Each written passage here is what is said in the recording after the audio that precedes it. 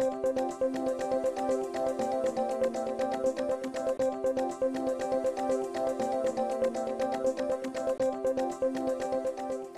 afternoon. I'm Pat Denishow, Honorary Consul of Canada, and I am proud to welcome all of you. We're sorry for the delay in getting started. We had some last-minute registrants, which we're thrilled about, and we're so happy that this has been a popular luncheon for our Consul General, but we apologize for the late start. On behalf of the World Trade Center, and as an advisory board member, and as a past president of the World Trade Center, I am once again very honored to have all of you, and thank you for being here and being with the Consul General Paula Caldwell, St-Onge, to celebrate Canada Day. And I would like to invite introduce some very special people that we have with us today. And I'll start with the head table to my right. And of course, our Consul General, Paula Caldwell St-Onge. And to her right, Danielle St-Onge, her husband. And we're so happy to have her father with us today, Alan Caldwell. And John Laborde, Tidewater Emeritus and Lab Marine, Glenn Smith with Magnolia Holdings, Marilyn Smith, Gary Lagrange, Port of New Orleans, and Michael Olivier, CEO of Committee of 100. And also, we are very happy to have with us, and I will introduce the second table, head table, Jimmy Fitzmaurice and Associates, my daughter, Julie Gahagan, my husband, Danny, Nell Nolan with the Times-Picayune, other family members, Susie Neal, my sister, Mike Mansour, Susie Neal, Mike Mansour, Jean Mansour, and Marion Wallace, who is the founder and CEO of ILLS and ISAS technology companies. We also have a good number of honorary consulates with us, and I would like them to be introduced as well. This is in no particular order. The Honorary Philip Clavery of Finland, the Honorary John Fay of Denmark, the Honorary Constance Willems of the Netherlands, the Honorary Alexandra Mora of Switzerland, Mr. Hugo Garza, who is representing the Consulate of Mexico, the Honorable James McKay of Ireland, and the Honorable George Schneider of Honduras. We also have the Honorary Consul of Sweden with us, Tommy Westfeldt. And I would be remiss if I did not introduce, of course, the CEO, President of the World Trade Center. Dominic, would you please rise and let everyone thank you for this wonderful luncheon? Great, thank you. And now I would like to introduce our very special guest today, Paula Caldwell St-Onge. Paula Caldwell St-Onge was appointed Consul General of Canada to the South Central United States in the summer of 2010. She was Minister Counselor of Trade at the Canadian Embassy in Mexico City from 2008 to 2010. She served as Consul and Senior Trade Commissioner at the Canadian Consulate in São Paulo, Brazil from 2005 to 2008. Formerly, Ms. Caldwell St-Onge was Director General of National Programs, Enforcement, Emergencies, Security, and Environmental Assessments at Environment Canada. Ms. Caldwell St-Onge began her career in public service in 1989. She's really a lot older than she looks. Prior to the public service, she helped Central American refugees integrate into Canada and headed an endangered species program for turtles in the Caribbean. She was born in Colombia She received a bachelor's degree, honors, in sciences at Queen's University and speaks English, French, Spanish, and Portuguese. She is married to Danielle St-Onge, and they have one daughter. And I must say that Canada, on a very personal note, is so very fortunate to have this very vibrant, dynamic, and exceptional, extraordinary Consul General representing the interest of Canada in this part of America, the United States, South Central. And from a Louisiana standpoint, we are also so fortunate because Paula is so committed to fostering and initiating partnerships of mutual benefit between Louisiana and Canada. And I am very privileged to assist her in that mission. And without further ado, here's our Consul General, Paula Caldwell St-Onge.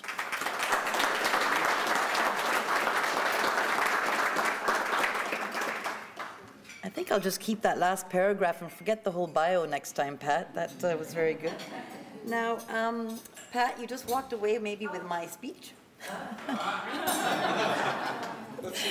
Yeah, she's really testing me now, you know, I don't know. Sorry.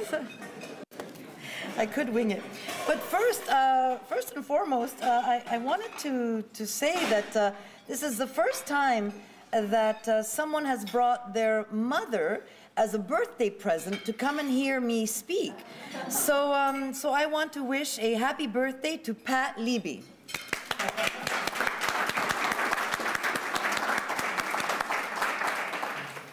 So Mary, as a daughter, maybe I'll give you some tips on other presents you can give your mom afterwards. Anyways, mesdames et messieurs, ladies and gentlemen, chers amis, je suis ravie de votre présence et c'est un honneur pour moi d'être invitée pour ces présentations. My presentation will actually be in French because I've been told that many of you want to practice it since you have a lot of Acadian events coming up. But don't worry, the slides will be in English, but I'll be speaking in French. Oh gosh, no, I can't keep a straight face. The horrified looks on some of your faces. The presentation will be in English, but I will be delighted to take any questions en français o también si ustedes quieren hacer preguntas en español, también puedo responder, como mi colega de México. So what I will cover in my presentation, it's who we are. It's really just a snapshot of Canada. Most of you know us, and some of you don't, and you will get to know us. Also, Canada's international priorities and Canada and the U.S. together and our agenda. Our international priorities, a few of them actually overlap with our own priorities, so we'll blend that in. It's not as long a presentation as that may seem. We will touch on what we do in the South Central USA, what our business priority sectors are for the South Central region, and then specifically we will narrow then into Canada, Louisiana. It's very important to note that we feel that there's no other relationship in the world that is as close as the Canadian-American relationship. We do have a long-standing partnership. We're forged by the shared geography. Talking to many of you earlier, we also have similar values, common interests. We have familial connections, and actually in the case of Louisiana, we can call it genetic connections.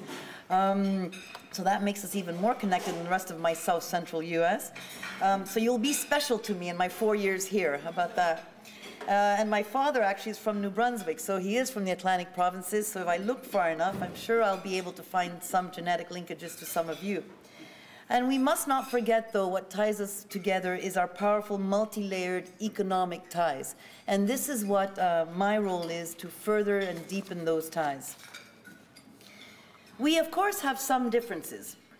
The basic difference is comes from your Constitution and your Bill of Rights and our own government.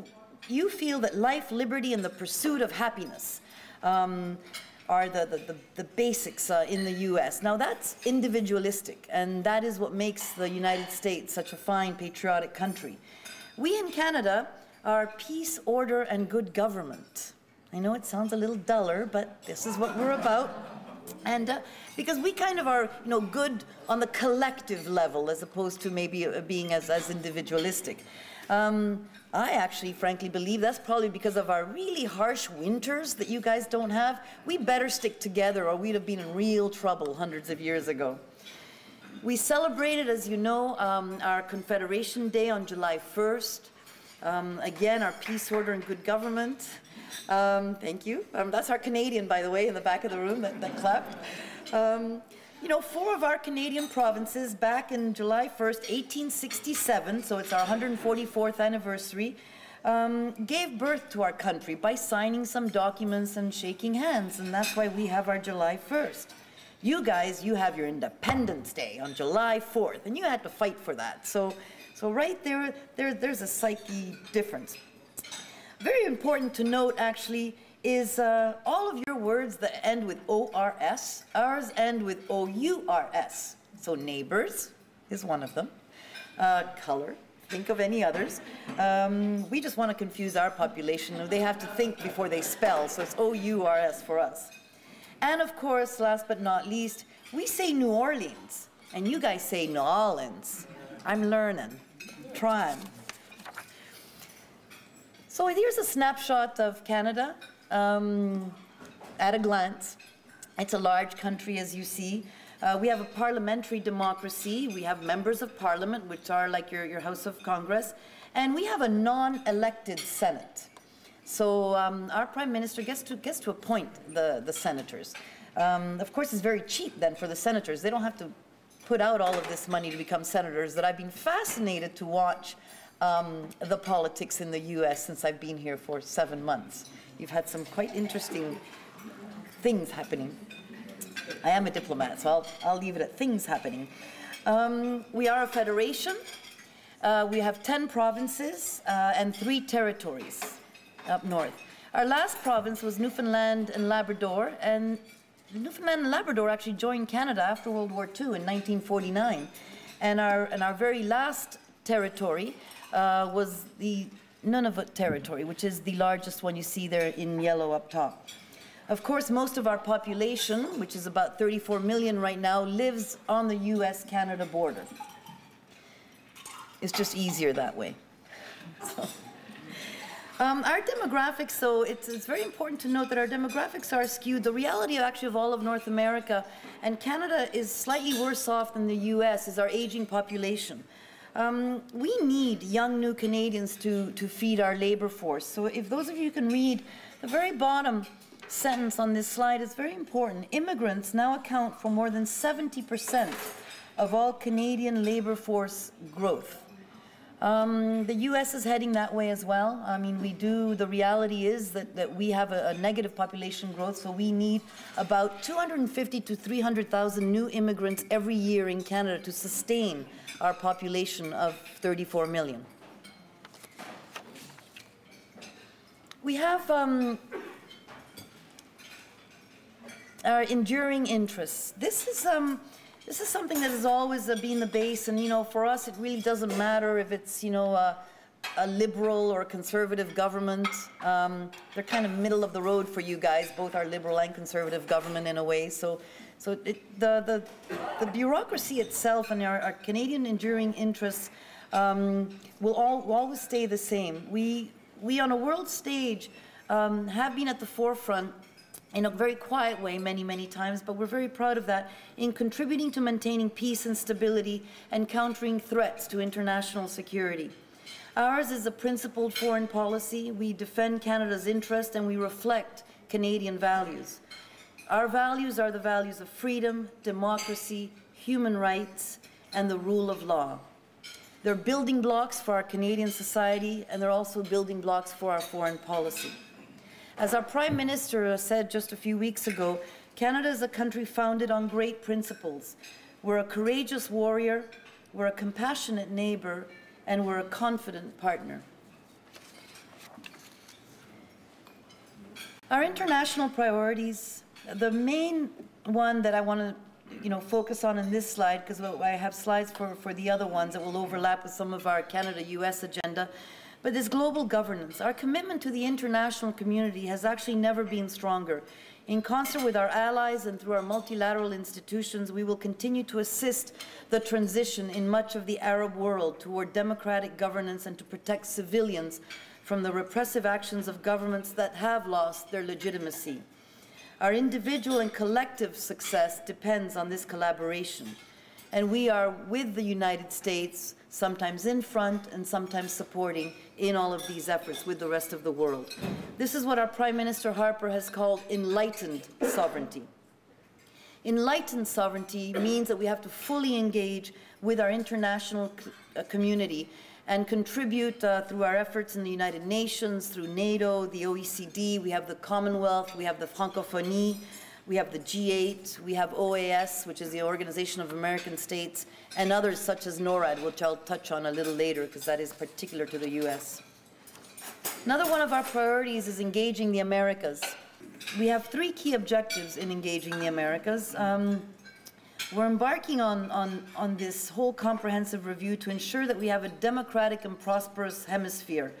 We believe very strongly that North American integration, both economic and rule of law, and making us an economic trading bloc is key to the success of the Americas. We have the Asian bloc, we have the European bloc. The Americas bloc, has to get its act together, so to speak.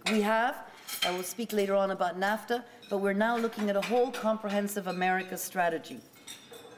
We invest about $100 billion of Canadian foreign direct investment in the Americas, and that's more than twice the size of Canadian investment in Asia. So we are putting our money where we talk. We're also the third largest investor in Latin America and the Caribbean. Of course, the US is the first.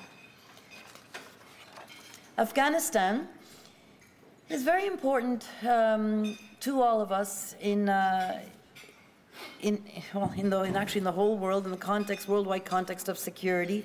It's vital to our global security. We have 2,500 Canadian troops in Kandahar, Kandahar being one of the most violent provinces in Afghanistan since 2005. We also, though, truly believe that we can't just abandon Afghanistan. We need to give development assistance, and we have continuously given development assistance for Canada in the tune of $1.9 billion over the last 10 years.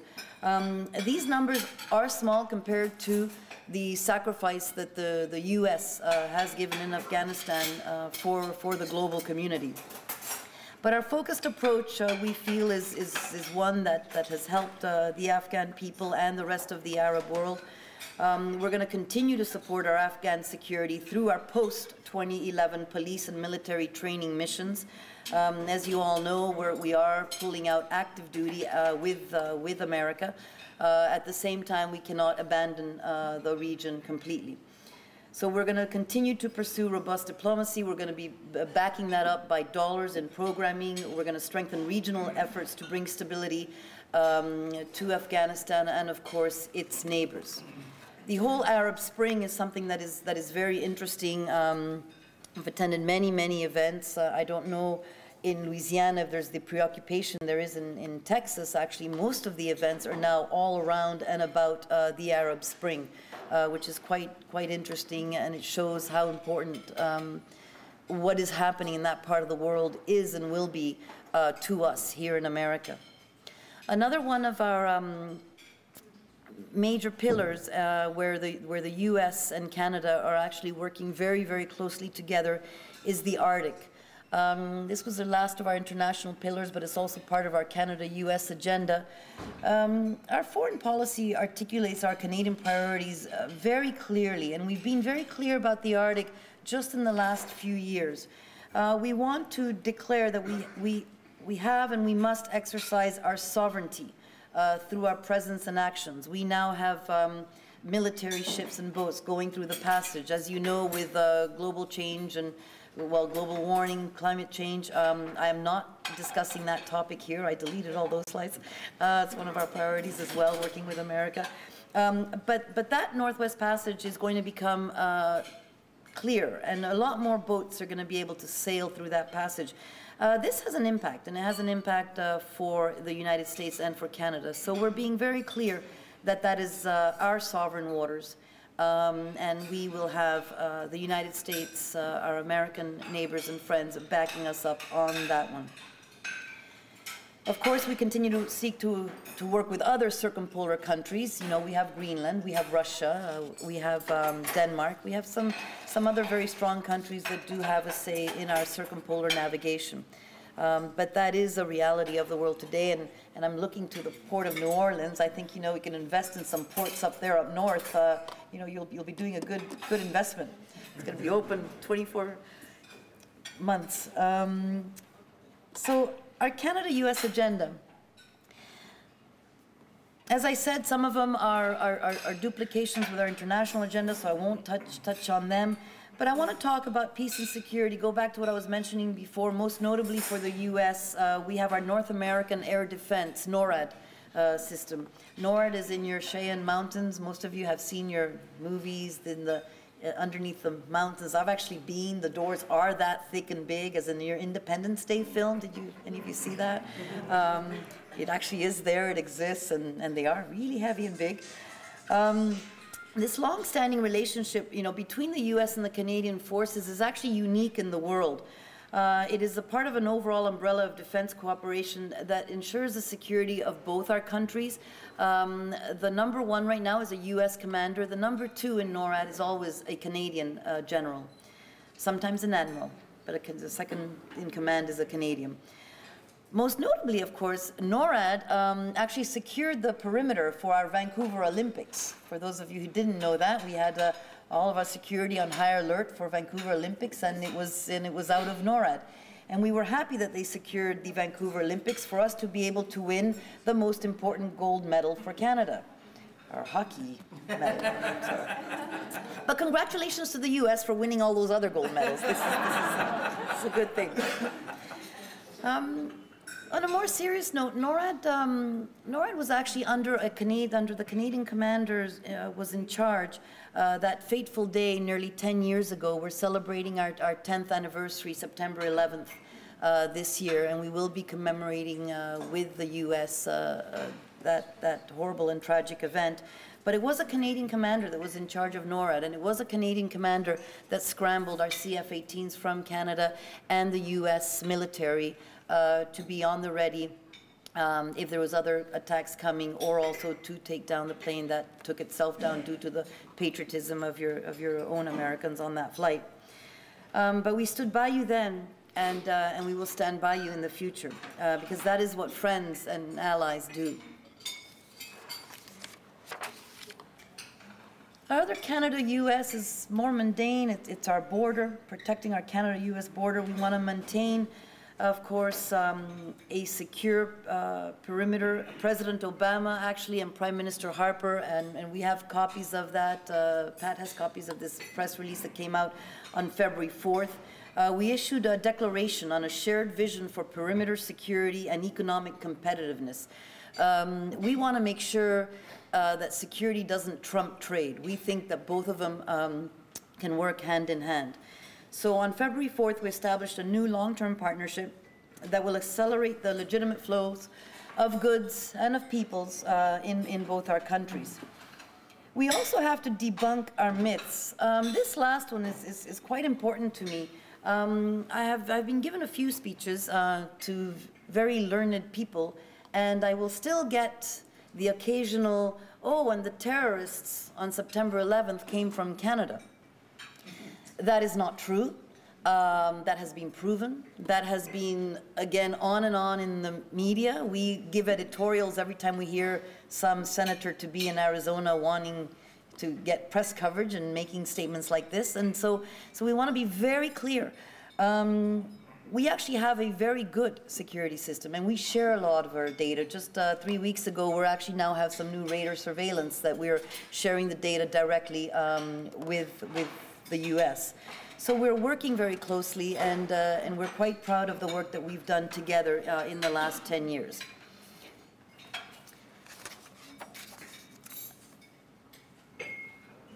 I can let you read. incredible amount of people, 400,000, that's legal people, cross the border every day. So I just wanted to point that one out as well. Okay, so the next slide, our Canadian competitiveness. Now this, I think I'm going to take advantage that it's kind of a celebration for our July 1st. This is my bragging slide for Canada. Not very Canadian, but it's my bragging slide. Canadians, we're proud of these most recent achievements that we've done. We have the lowest debt and deficit and the strongest economic growth of any of the developed countries. It's allowed us to weather the recent recession better than others. Our banking system, of course, is solid. Our workforce is educated and equipped with the skills necessary for success in the global economy. We're graduating hundreds of thousands of students in science and math. We're putting more money into our university education. We know that a skilled workforce is where we need to be for the future. Our fiscal position is the strongest in the G7, and we're on track to be the first to return to balanced budgets among the G7. Our government has now declared that they want to balance our budgets by 2015. That, by the way, means that people in the bureaucracy will get cut a little more, so it might, you know, I'll try and make as many frequent trips before those cuts occur, to Louisiana, but we will balance our budget, and that's what's important. The IMF says that Canada's economic growth is and will continue to be among the fastest in the G7. Our world's soundest banking system is according to the World Economic Forum, but that used to be called boring. Just really boring. We followed all the rules. We didn't lend money to people who didn't have the money to buy their houses. That was really just, you know, too restrictive of us.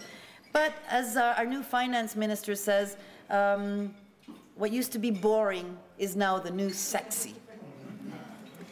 So with one of the most successful economies in the world today, Canada does offer many advantages as an investment destination. We do have an Invest in Canada seminar, unfortunately not in Louisiana, but it is in Dallas. If you're interested, you can talk to me later in October. And we will, you know, delve further into Canada as an investment destination. We offer the lowest overall tax rate on new business investment in the G7. Many people are surprised to hear that. It's going to be about 15% corporate tax rate. I won't talk about personal income tax, though. Nothing can beat the zero in Texas. We support jobs through trade. It's very important for us that the linkages that we demonstrate that because Canada is so fully integrated with the U.S. economy, that we support actually about 8 million jobs. You'll see in my next slide in all of the U.S. But here particularly. For Louisiana, we're the 4th largest trading partner. I actually don't like that 4th largest trading partner, so I think all of us here together, and this is one of the reasons I'm here, we need to up that number to, I'll say 2nd, not to be, you know, too overly ambitious. Mexico is your 1st. As a trading nation, though, our prosperity does depend on the import of exporting goods as well as this two-way investment. And despite our small population of 34 million, which is 36 in the world in terms of population, we do boast the world's 9th largest economy. So therefore, that's why you see that Canada purchases 4 times more from the U.S. than China does. China likes to export your things. I was talking to Michael that we think China's your number 2 because of all your Mardi Gras beads.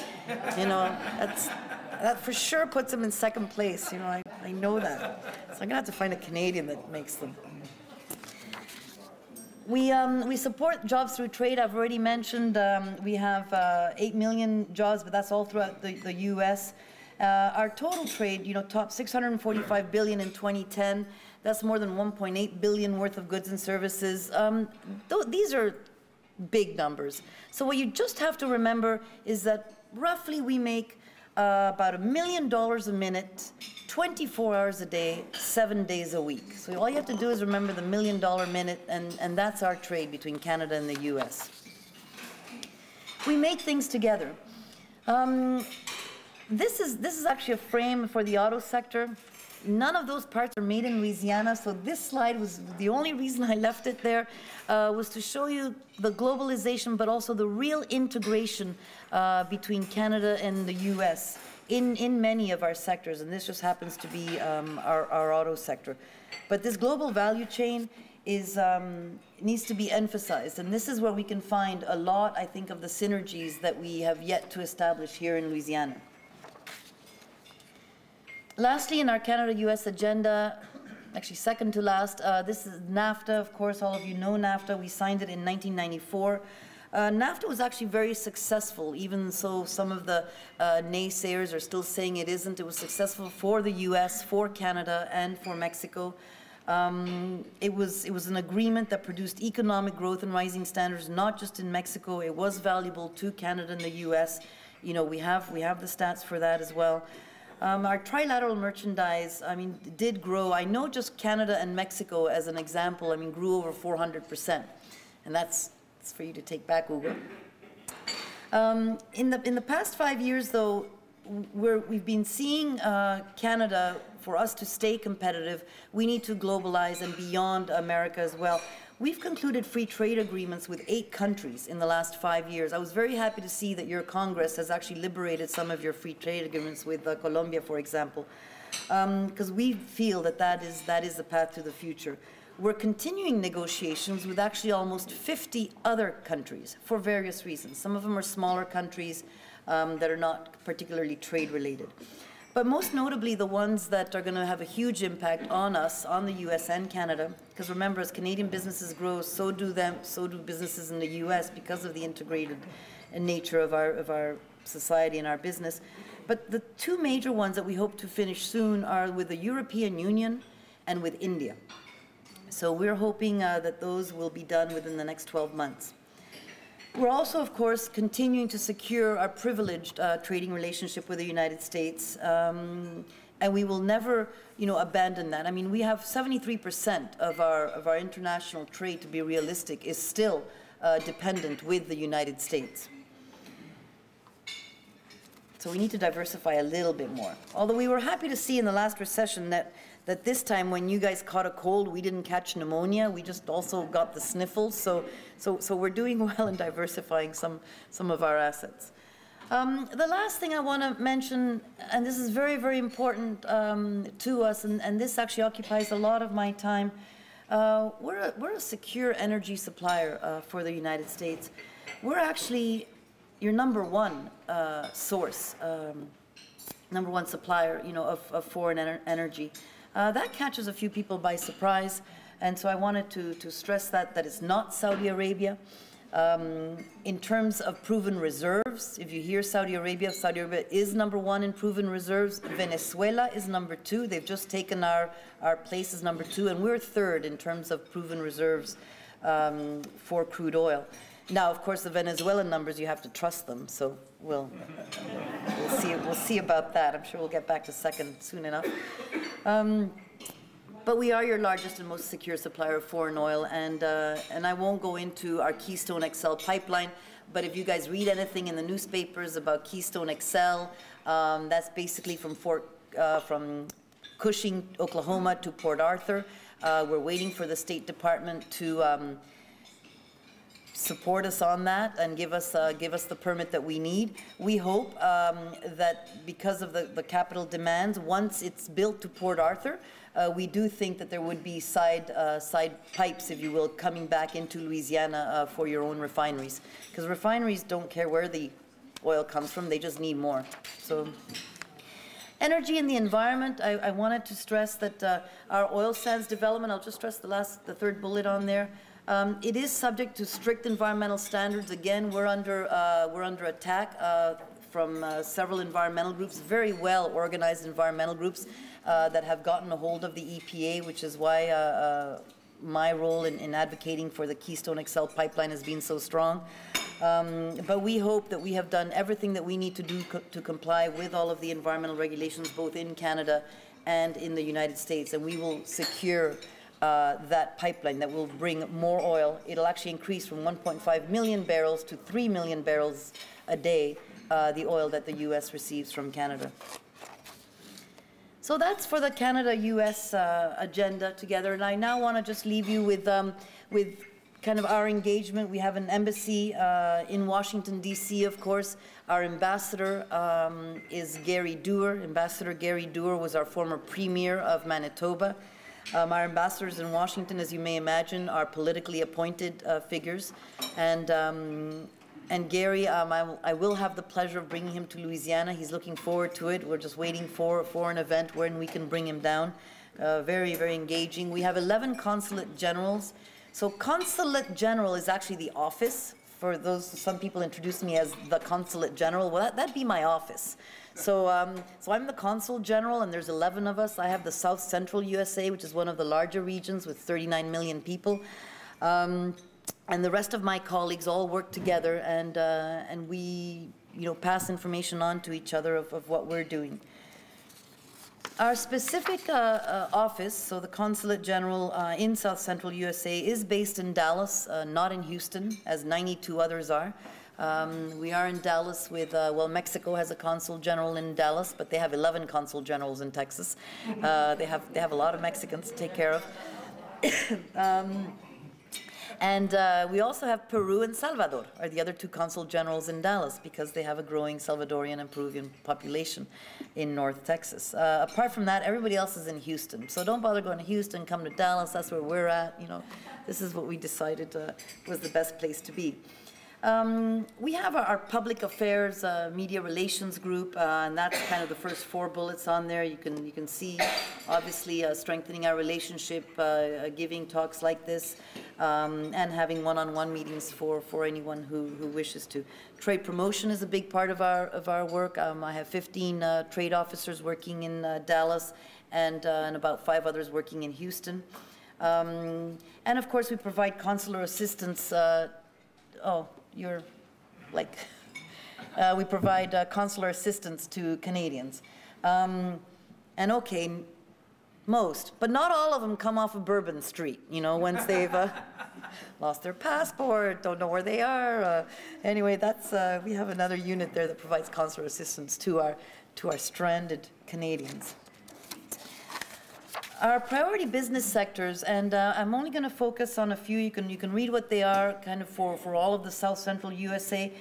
We choose these priority sectors because it matches what we feel are the stronger Canadian capabilities with the need here in the South Central part of the U.S. As you see, for Louisiana, energy is primarily oil and gas, and we do have several companies and linkages there. We have agri-food, including seafood, and Harlan's here, so he knows more than I do about that, so talk to him. We have green building and infrastructure, and ocean technologies are kind of the sectors where we do have a stronger relationship. But these other areas, I think, are also very interesting. So any of you in the room, if you work or are part of those other areas, or even others, we can work on a reactive basis on other sectors. Please let me or my office know about that. The unexploited sectors that we think, digital media. We've known, and I was finding out from Glenn, actually, they have some very interesting tax credits here that could help us out doing some joint venture partnerships. So I hope that this will kind of give you food for fodder and offer other potential opportunities that you can think about and come back to me or to Pat. So the next slide, of course, is specifically Canada and the Pelican State. I know it's the Pelican State because when I first arrived, Pat and Denny gave me my very own beautiful large wooden pelican that is now proudly in my house, next to my Canadian loon, of course. But I want to tell you here that for Louisiana, our honorary consul is Pat Denishaw, who you all know very well. And, she's not honorary at all because she works. She works so hard. I think she's just the real Consul General for Louisiana. So I want to give Pat Denishaw a hand.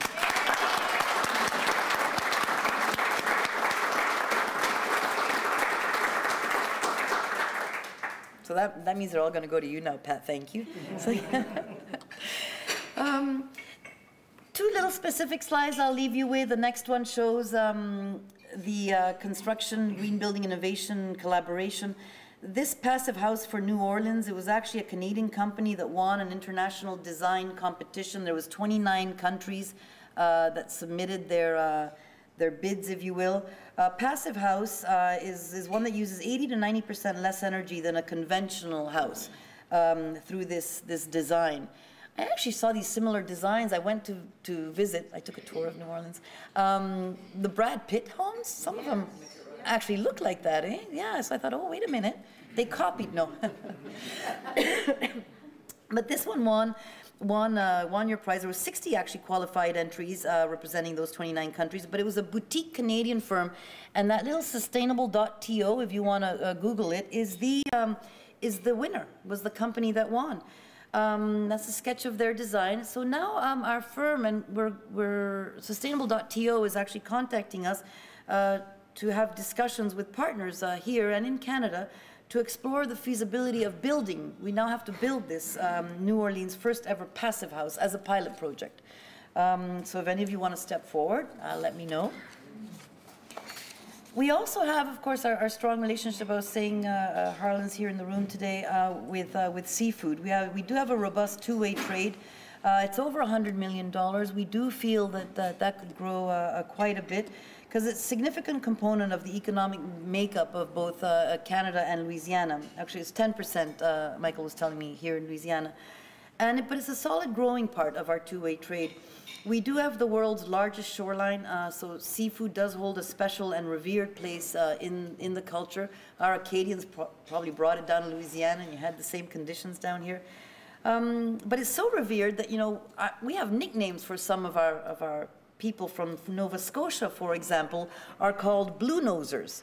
And that's because they're out fishing in cold weather and their noses are always blue. So the Nova Scotians are blue nosers, and our New Brunswickers, they're called herring chokers. And you can ask me later where exactly that originated from. But we're thrilled, though, that New Orleanians, I'm learning how to say that, love our lobster and of course our many diverse oysters. You also have oysters, but we kind of switch and match our oysters. We have mussels from PEI, and of course our salmon from British Columbia. We, of course, in turn love your shrimp and your oysters and your crawfish. And especially your chefs, though, and this is what we highlighted here. We have some competitions and some culinary events that we've held here and in Canada.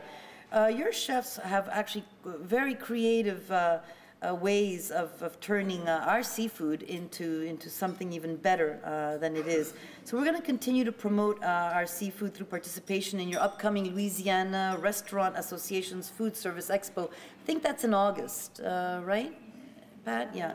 So we'll be coming here to celebrate that, and we're seeing what Canadian chefs we can bring down in order to continue our culinary exchanges. One of you asked me what was the major presence of companies here in Louisiana.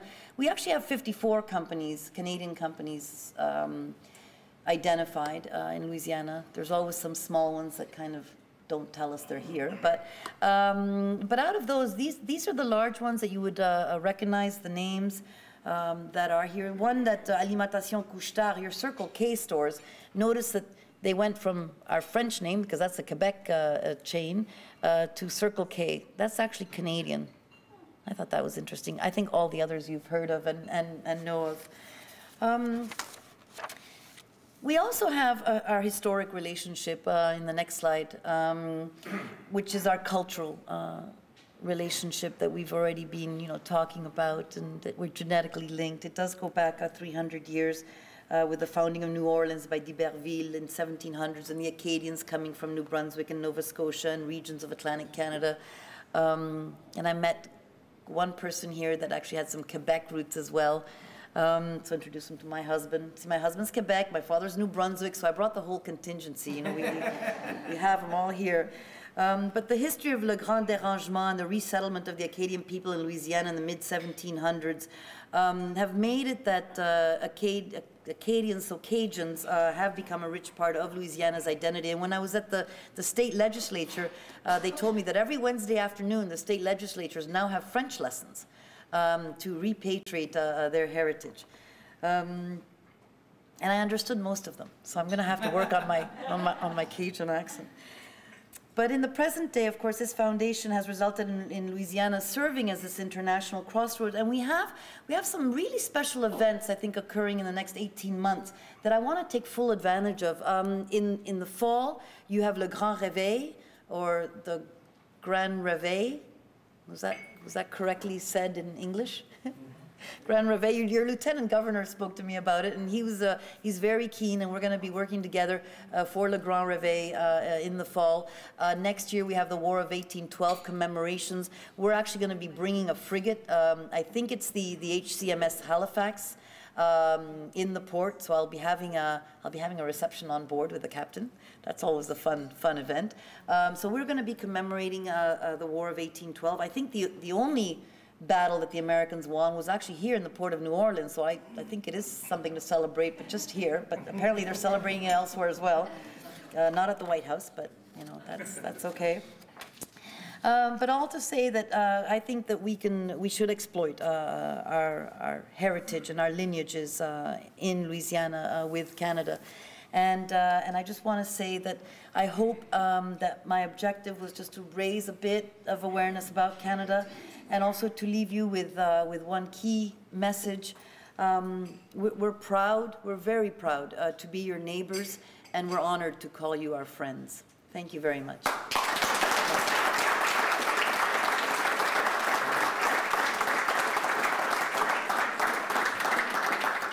Thank you so much, Paula.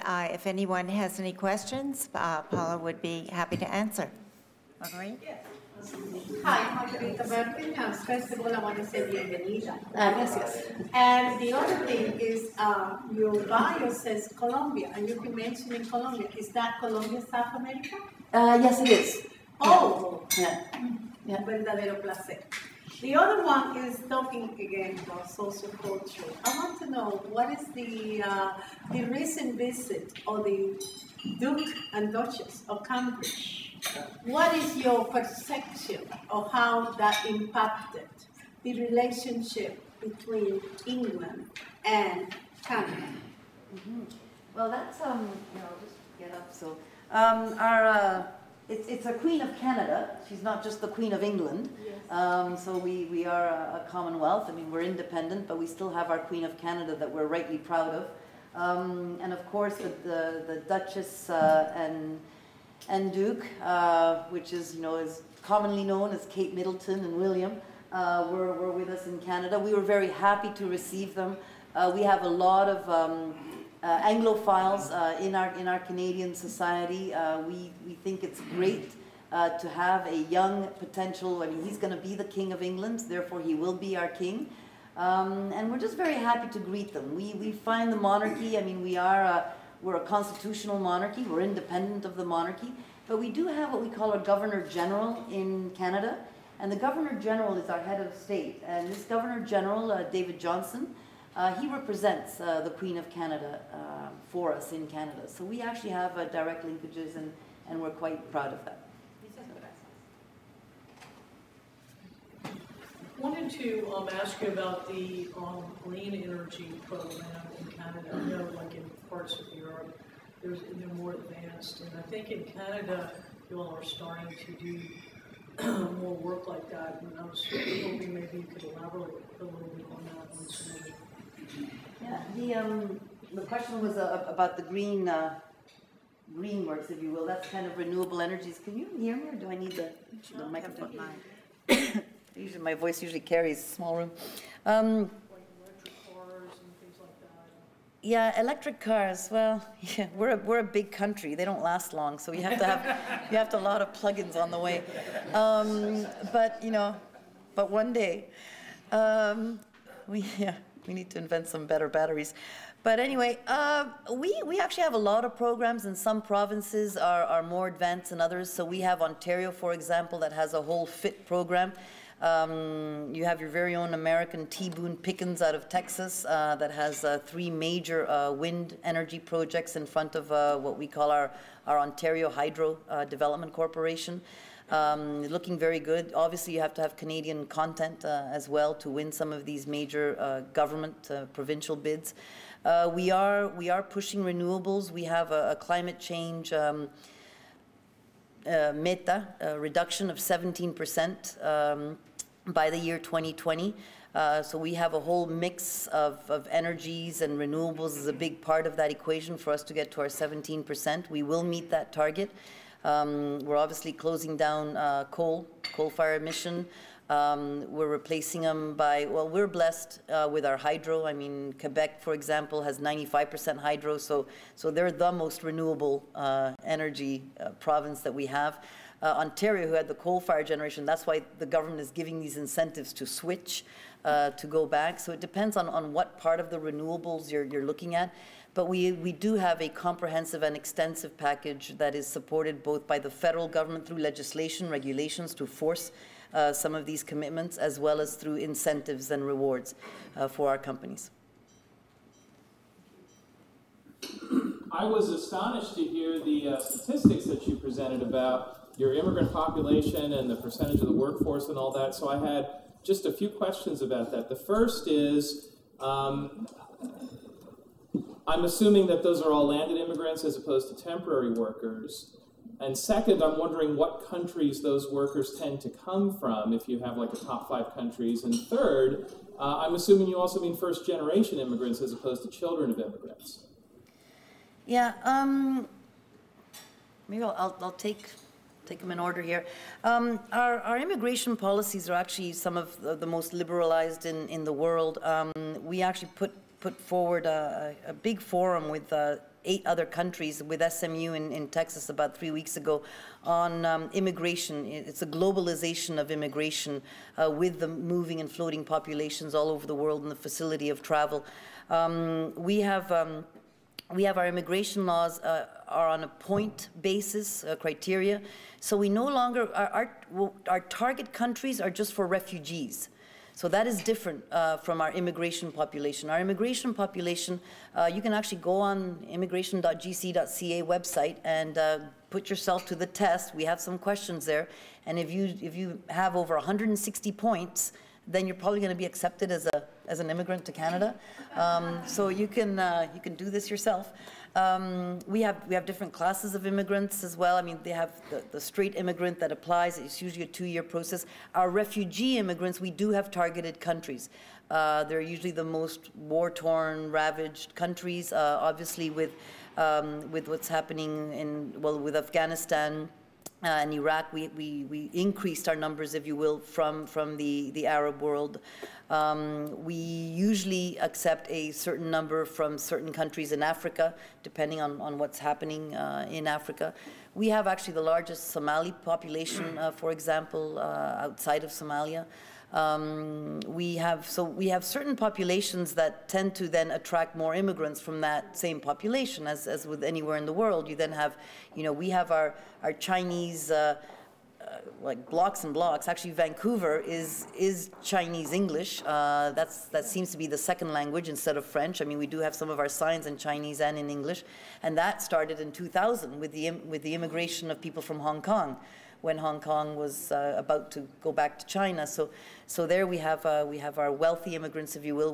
That's our investment immigrant category. That shortens your queue, by the way. If any of you want to become Canadian, I advise it's a good route to go.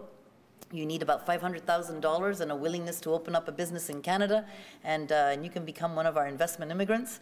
So we don't have the targeted countries. I can't say the top 5 come from this country, because it depends on what category.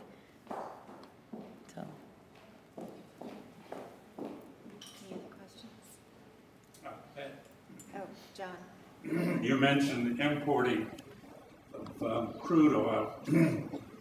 If my memory serves me right, we are a large importer of natural gas from Canada. The tremendous amount of natural gas comes all the way to Louisiana by pipeline. Mm-hmm. And I would imagine that's going to be expanding as the years go on. Yeah, we thought it was going to be expanding. Now the whole gas, the shale gas play that's occurring, and at $4, gas is kind of being. We're not sure what's going to happen with gas. You guys have, I mean, Texas next door. You're finding more and more of it, and you have some just like Louisiana-Texas border. So you may not need our gas, which we're very unhappy about. But if you want our gas, we'll continue to give it to you, of course. So that's why we're focusing more on the crude oil. But you're right. Yeah, for now we do have our gas pipelines. Just like to let people know that the international banks are welcome. We got 6 international banks up there, and Louisiana changed all the laws, and it's the most advanced out of all of America. The old law has been abolished. The new laws are more advanced in New York, Houston, Atlanta, Dallas. So if you have an interest in banking, you're welcome here with international banks. Thank you, Mr. Hunter. And he's going to be sending me all these changes in laws in Louisiana so I can send it up to our Canadian banks. Any other questions? I just wanted to elaborate a little bit. The event that will be taking place in October, Le Grand Revel Acadien, the Great Acadian Awakening, will start here. This is really a celebration to celebrate the Cajun culture. And it will start here in New Orleans on October the 7th. It will be in New Orleans for 2 days, the 7th and the 8th, and it will travel then to Lake Charles, Houma, and will culminate in Lafayette with a grand celebration in Lafayette. So there will be a lot more publicity about this, but we would love for all of you to participate in what I know is going to be a very fantastic celebration of Acadian and Cajun culture. And we want to thank our wonderful Consul General again for being with us today. And the World Trade Center has just a little gift of appreciation. Thank you so much, Paula, for being with us.